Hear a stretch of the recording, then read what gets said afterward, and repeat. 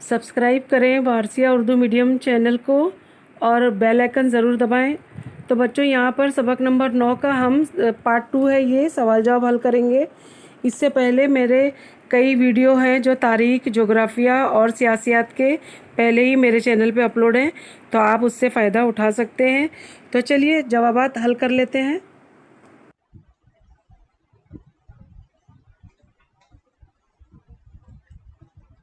अस्सलाम वालेकुम। ये उर्दू का सबक नंबर 9 और यहाँ पर हम इसके पार्ट 2 को पूरा मुकम्मल करेंगे। इसके सभी सवाल जवाब को यहाँ पर हम दे रहे हैं। तो सबक नंबर 9 के सवाल जवाब यहाँ से शुरू हो रहे हैं।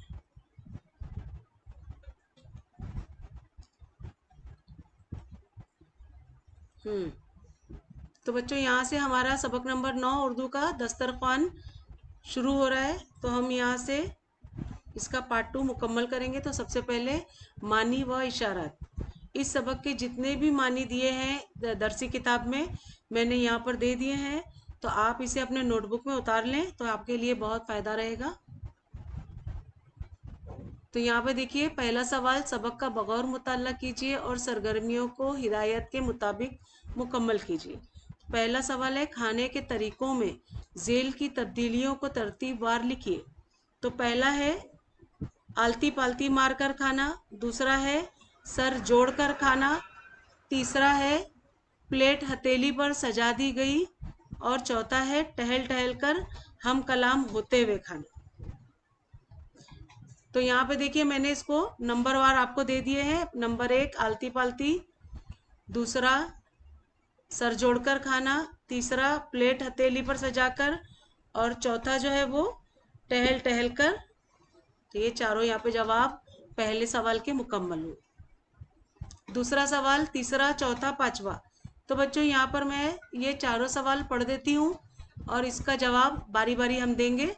तो दूसरा सवाल है, दस्तरख्वान पर बैठते ही होने वाले फ़ायदे को अपने लफ्ज़ों में बयान कीजिए। तो दूसरे का देखिए जवाब ये है, दस्तरख्वान पर बैठते ही जो पहला फ़ायदा होता है वो ये है कि आपके दाएं बाएं या सामने बैठे हुए शख्स से आपके भाइयों जैसे ताल्लुकात फौरी तौर पर कायम हो जाते हैं। अब देखिए तीसरा सवाल, तहजीबी गिराफ के ऊपर जाने से मुसन्निफ के इख्तिलाफ का सबब तहरीर कीजिए। तहजीबी गिराफ के ऊपर जाने से, ये देखिए, तहजीबी गिराफ के ऊपर जाने से मुसन्निफ के इख्तिलाफ का सबब यह है कि हमने खाना खाने के लिए फ़र्श पर जो चौकड़ी मारकर बैठने का तरीका छोड़ दिया है और खड़े होकर टहल टहल कर खाना खाने का तरीका अपना लिया है, जो चरने और दाना चुगने का जदीद रूप है। हमने जो नया तरीका इख्तियार किया है वो जंगली मखलूक का तरीका है। इसका मतलब ये हुआ कि हमारी तहजीब का गिराफ ऊपर से नीचे की तरफ आ गया है। फिर सवाल देखें, ये चौथा सवाल, बहरुल काहिल और नन्हे मुन्ने जजीरों की मुराद मानी लिखिए। तो देखते हैं इसका सवाल। हाँ, ये जवाब है कि यहाँ बहरुल काहिल से मुराद पतला शोरबा है और नन्हे मुन्ने जजीरों से मुराद बोटियाँ हैं। मतलब ये कि शोरबा बहुत पतला और ज़्यादा है और शोरबे के समंदर में बोटियाँ जो हैं वो जजीरे की तरह दिखाई दे रही हैं, यानी कम है। तो फिर हम इसके सवाल आखिरी देखते हैं, पांचवा, पठानों के खाने खाने के तरीके में इस्लामी रिवायात तलाश करके लिखिए। तो ये पांचवा, मुसन्निफ के को पठानों के खाने का अंदाज बहुत अच्छा लगता था। मुसन्निफ जब उन्हें खाना खाता हुआ देखता तो खुश होता, वो लोग भी उसे देखकर खुश होते और मोहब्बत से भरपूर एक आध लुक्मा उसकी तरफ बढ़ा देते। तो मुसन्निफ को ये बात अच्छी लगी कि उनमें से जो कोई एक शख्स लुक्मा तैयार कर लेता तो पहले से अपने करीबी साथी को पेश करता और इधर उधर जज़ाकल्लाह के अल्फाज सुनने के बाद अपने मुंह में डालता। मोहब्बत और भाईचारे का ये मंजर देखकर मुसन्निफ उन्हें देखता रह जाता। अब सवाल 6, ये देखिए, छठा सवाल है, मुसन्निफ को पठानों के खाने का अंदाज पसंद आने की वजह तहरीर कीजिए। तो जवाब है, पठानों के खाने खाने के तरीके इस्लामी रिवायात के ऐन मुताबिक था। खाने के इस्लामी रिवायात हस्ब झेल हैं। दायरे की शक्ल में बैठना, दरमियान में खाने को थाला रखना, बिस्मिल्लाह कहकर खाने का आगाज करना, ठहर ठहर कर खाना और पठान खाना खाते वक्त उन सारी इस्लामी रिवायत पर अमल करते थे। जबकि इस्लामी रिवायत ये भी है कि खाना खाते वक्त ज़्यादा बातें नहीं करना चाहिए, बस इसी रिवायत के खिलाफ वर्जी करते थे और सारे पठान खाने के दौरान मुसलसल बातें करते रहते थे। 7वां सवाल, बड़ी खाला के खाने तकसीम करते वक्त पेश आने वाला वाकया कलमबंद कीजिए। तो जवाब है, मुसन्निफ के घर में बड़ी खाला हांडी तकसीम करती थी। उस वक्त उनके गिर्द बच्चों का हुजूम होता था। उस वक्त का वाकया मुसन्निफ ने इस तरह बयान किया है कि जब बड़ी खाला खाना तकसीम कर रही होती, उस वक्त हर बच्चे की आंखें डुई पर होती। खाला हांडी में डुई डालकर सालन निकालती थी। उस वक्त तमाम बच्चे गौर से देखते कि किसी की रकाबी में जो बोटी आई है वो उसकी रकाबी की बोटी से बड़ी तो नहीं, और जिस बच्चे की रकाबी में बड़ी बोटी चली जाती सब उस बच्चे के पीछे पड़ जाते और उसकी बोटी छीनने की कोशिश करते। सवाल 8, खाने की तहजीबी अमल और नीम वहशी अमल के फ़र्क को वाज़े कीजिए। तो जवाब है कि मुसन्निफ ने दस्तरख्वान पर बैठकर खाने के अमल को तहजीबी अमल कहा है और खड़े होकर खाने को नीम वहशी अमल करार दिया है। तो दरअसल दस्तरख्वान पर बैठकर खाना खाने की रिवायत हमारा अजीज तरीन सकाफती वर्सा है। खड़े होकर खाने में नफसा नफसी और छीना झपटी की फिजा का एहसास होता है, जबकि दस्तरख्वान पर बैठते ही एतमाद की फिजा बहाल हो जाती है। आपको अपना शरीके ताम हद दर्जा शरीफ दिखाई देने लगता है। शरीके ताम क्या है? साथ में खाना खाने वाले। और दस्तरख्वान पर बैठते हुए अफराद एक दूसरे के लिए दरिया दिली और मुरव्वत का मुजाहरा करते हैं। सवाल 9, दस्तरख्वान पर बैठकर खाना हमारी हजारों बरस की तहजीब का मजहर है। सबक के हवाले से साबित कीजिए। तो जवाब है, मुसन्निफ ने दस्तरख्वान पर बैठकर खाना खाने की रिवायत को सकाफती वर्सा करार दिया है और उसे एक तहजीबी इक़दाम कहा है। इसकी वजह यूं बयान की है कि जब हम दस्तरख्वान पर बैठते हैं तो दाएं बाएं या सामने बैठे हुए शख्स से हमारे भाइयों जैसे ताल्लुकात कायम हो जाते हैं। हमें ऐसा महसूस होता है कि गोया हम एक दूसरे की खुशियों, गमों और खानों में शरीक हो गए हैं। इसके बाद खाना खाने के दौरान लेन देन की एक खुशगवार फिजा कायम हो जाती है। हमारी पुरानी तहजीब की खुसूसियत यही लेन देन की खूबी है। इस तरह देखा जाए तो दस्तरख्वान पर बैठकर खाना हमारी तहजीब की अलामत है। सवाल 10, सबक में जिक्र किए गए जिस्मानी आज़ा के नाम तलाश करके लिखिए। तो जवाब है, जिस्मानी आज़ा के नाम, पहला सीना, दूसरा शरियान, तीसरा उंगलियां, चौथा हाथ, पांचवा जुबान, छठा तालू, सातवां आठ दांत और आठवां होठ, नौवां कान। 11वां सवाल, साहब बहादुर खाना खा रहे हैं या ऑपरेशन कर रहा है? जुमले के मफहूम को वाज़े कीजिए। तो जवाब है, मुसन्निफ के बचपन में एक अंग्रेज अफसर कभी कभार उनके वालिद से घोड़े खरीदने आया करता था। उसके वालिद इसके लिए मेज कुर्सी लगवाते, अंग्रेजी खाना तैयार करवाते और उसके साथ बैठकर खाना खाते। मुसन्निफ खिड़की की जाली में से अंग्रेज को खाना खाते हुए देखता था। अंग्रेज अपनी प्लेट में एक उबला हुआ आलू लेकर उसको छुरी और कांटे से टुकड़े करता। ऐसा मालूम होता जैसे वो अंग्रेज खाना नहीं खा रहा है बल्कि ऑपरेशन कर रहा है। जेल के जुमलों के मुताबिक सही मुतबादल लिखिए। तो अलिफ में है दस्तरख्वान पर बैठते ही। तो यहाँ पे देखिए मैंने निशान लगा दिया है लाल से, ये तीसरा जवाब है, एतमाद की फिजा बहाल हो जाती है। दूसरा बा में अंग्रेजी खाने के तरीके में, यहाँ पे निशान है, तीसरे में जंग व जदाल का रवैया होता है। तीसरा जीम, किसी शख्स के असल किरदार से आशना होना हो तो, ये दूसरा जवाब है, मुंह से निकलने वाली आवाज़ों पर कान धरें। चौथा है दाल, दस्तरख्वान पर बैठने के बाद मददगार को बुलाने का मतलब है। ये पहला जवाब है, मेज़बानी का हक अदा नहीं कर सका। यहाँ चारों ये जवाब मुकम्मल हो गए हैं। ये सभी सवाल जवाब जो है ये सवाल सभी दरसी किताब के हैं, आप उससे बिल्कुल भी ये फिक्र ना करें, क्योंकि ये सभी सवाल मैं उसी के हिसाब से जवाब दे रही हूँ। तो अगला सवाल है, झील के जुमलों से मुफर्रिद, मुरक्कब और मखलूत। यहाँ पे देखिए, मुफर्रिद, मुरक्कब और मखलूत जुमलों को की शनाख्त करके लिखिए। तो अलिफ में है, दस्तरख्वान की एक और खूबी उसकी किफ़ालत है, तो ये मुफर्रिद जुमला है। बा में, ये बचपन की बात है, ये मुफर्रिद जुमला है।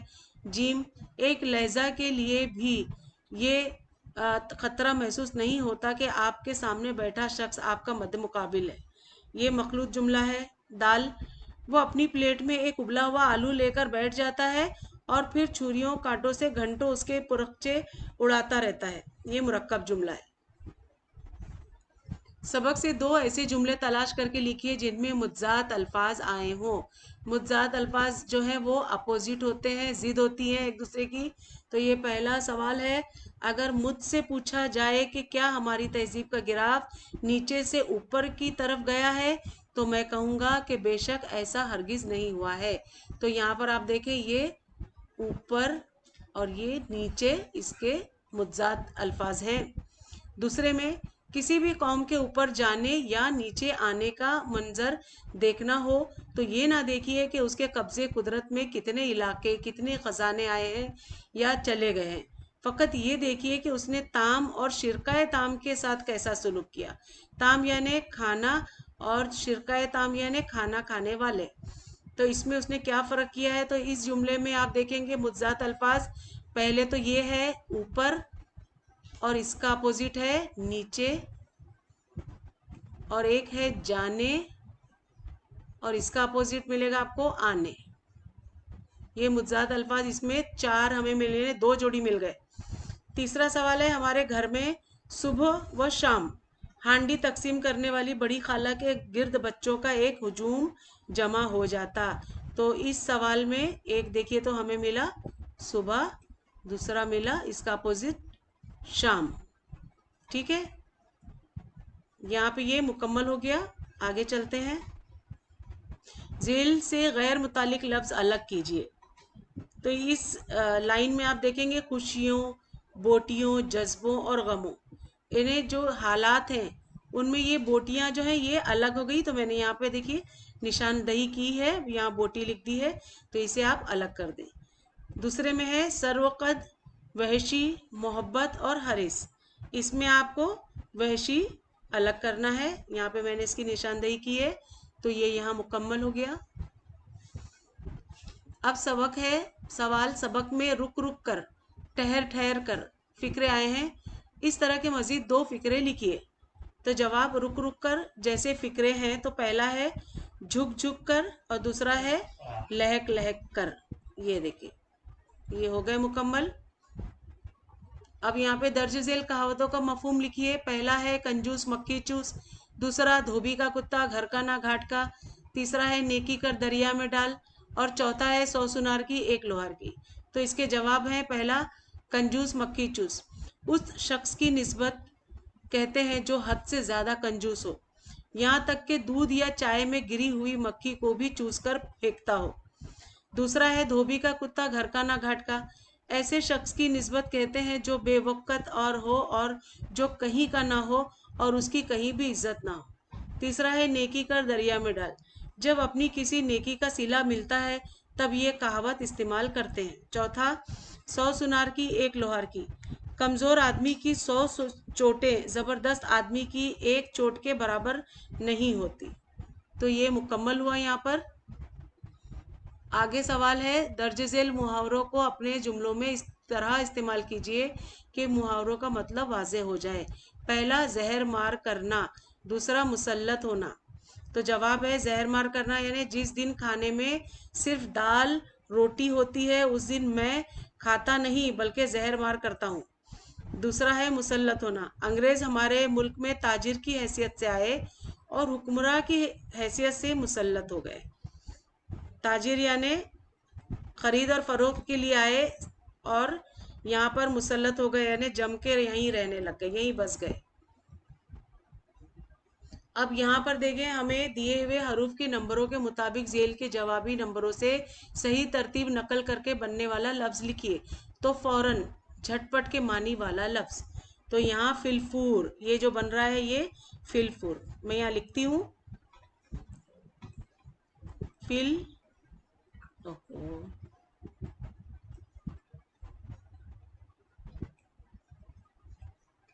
अब देखो ये हो गया फिलफुर। इसमें देखिए अलिफ के लिए उसने दिया है 1। तो पहले हम फ के लिए देखते हैं। ये फे जो है, फे के लिए 3 है, तो यहाँ पर आएगा 3। छोटी ई के लिए 6 है, तो ये 6। एक के लिए 1 है, तो 1। लाम के लिए 4 है, तो ये 4। और फिर फे आया, उसके लिए फिर 3 है। फिर वाव के लिए 5 है, और फिर रा के लिए 2। तो अभी हमारे टोटल हो गए 3 6 1 4 3 5 2। तो अब इसमें देखते हैं हमारा नंबर किससे मैच हो रहा है। 3 6 1 4 3 5 2, ये वाला जवाब सही है। ये जो पहला नंबर है इसका ये जवाब हमें मिल गया। तो आप देखें ये जो लफ्ज़ बन रहा है वो फिलफूर बन रहा है, और इसके हमने जो नंबर निकाले उससे ये वाला पहला वाला जो है सही मैच हो गया। तो ये डन हुआ यहाँ पर। दूसरा है सबक का मरकजी मौजू तरतीब पाता है।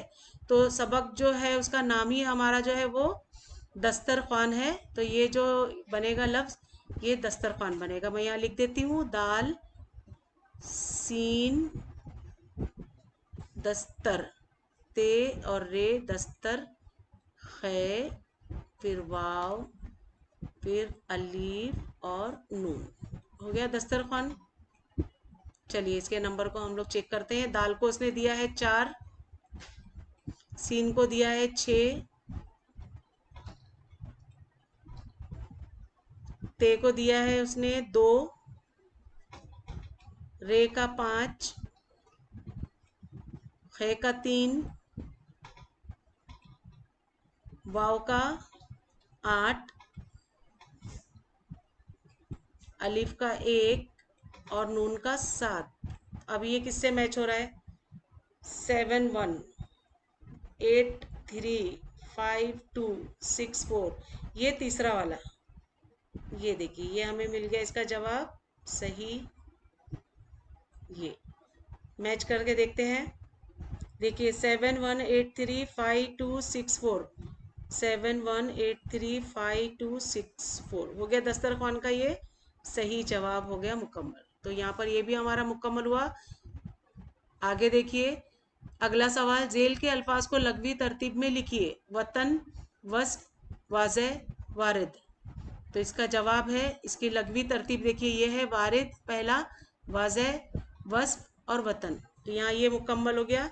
अब ख़त कशीदा लफ्ज़ की उर्दू और अरबी जमा लिखिए। अब ये ख़त कशीदा लफ्ज़ कौन सा है, ये है खबर। खबर को क्या किया है उसने, उर्दू जमा खबरें हैं।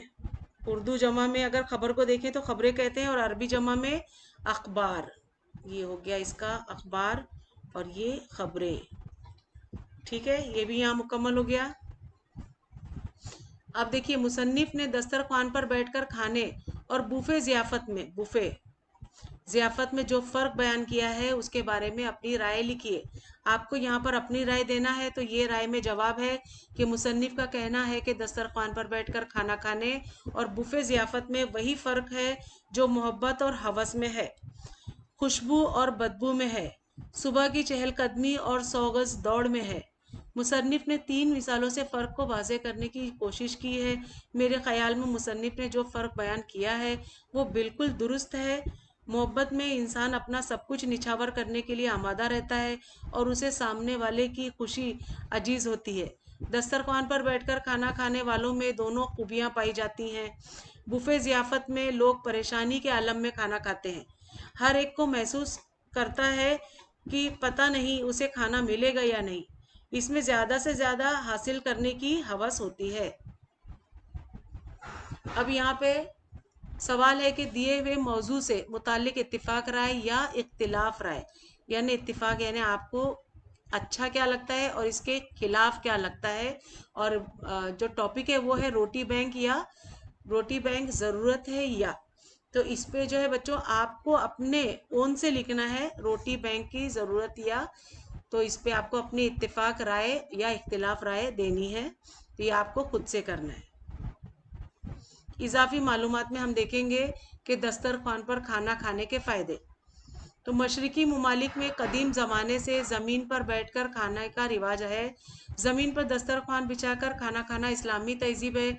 दस्तरखान पे बैठकर खाना खाने के लिए दोनों पैर मोड़कर बैठना होता है या एक पैर मोड़कर बैठा जाता है। जिस तरह मादे का एक हिस्सा दब जाता है और इसमें ग़िज़ा की गुंजाइश कम हो जाती है, इस तरह इंसान सैर होकर नहीं खा पाता और खाने से पचता है, जो बेहतर सेहत के लिए बहुत ज़रूरी है। नीचे बैठकर खाने की आदत से जोड़ों की वर्जिश होती है, जिससे जोड़ों में लचक कायम रहती है और इंसान जोड़ों के दर्द से महफूज रहता है। पैर मोड़कर बैठने से रीढ़ की हड्डी पर दबाव पड़ता है और अज़लात और आसाब में तनाव कम होता है, जिससे इंसान आराम महसूस करता है। उसकी जिस्मानी वज़ह बेहतर रहती है। रकाबी दस्तरखान पर हो तो हर निवाले के लिए सामने झुकना होता है। इस मुसलसल हरकत के नतीजे में मादे में दौरान खून तेज़ हो जाता है। अच्छे हाजमे का इन्हिसार बेहतर दौरान खून पर है। इस तरह बैठकर खाने से दिमाग में खून की कम मकदार पहुंचती है, दिमाग को सुकून मिलता है।